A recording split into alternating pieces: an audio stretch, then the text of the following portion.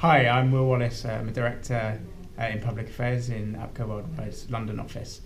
Today, the UK budget was delivered by Chancellor Philip Hammond. In quite a dry and not particularly memorable affair, we've pulled out three things which we think that businesses need to know to inform their corporate affairs strategies in the next few months. Firstly, quite a positive one.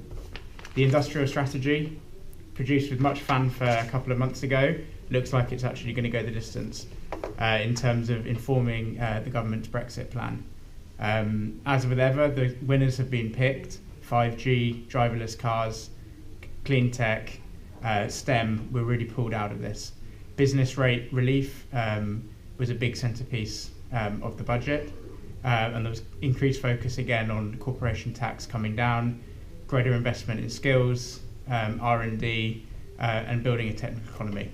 Secondly, consumer, in a slightly less positive way for business and something to watch for, the consumer protection agenda is back. Next month we see a green paper on consumer protection, but it was noticeable the Chancellor also pulled out a couple of sectors who are going to have to pay for some of that consumer protection. We saw a big focus on tech firms, energy firms, roaming fees. All of that is back on the agenda around consumer protection.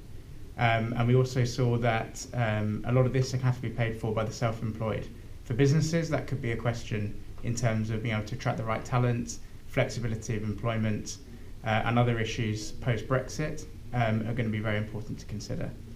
Thirdly, and this one's open to interpretation, it looks like public service reform is back on the agenda, with social care, £2 billion worth of funding. Later this year, financing for local authorities, greater freedom and flexibility over the delivery of public services are going to be looked at. That is something closely to watch for in a couple of years where we haven't seen so much around this. Hammond has put all of that back on the table. So for suppliers, for those involved in the public sector, that's an extremely interesting area to watch. So there, in a nutshell, are the three things we think that businesses need to take away as you look to respond to the budget over the coming months.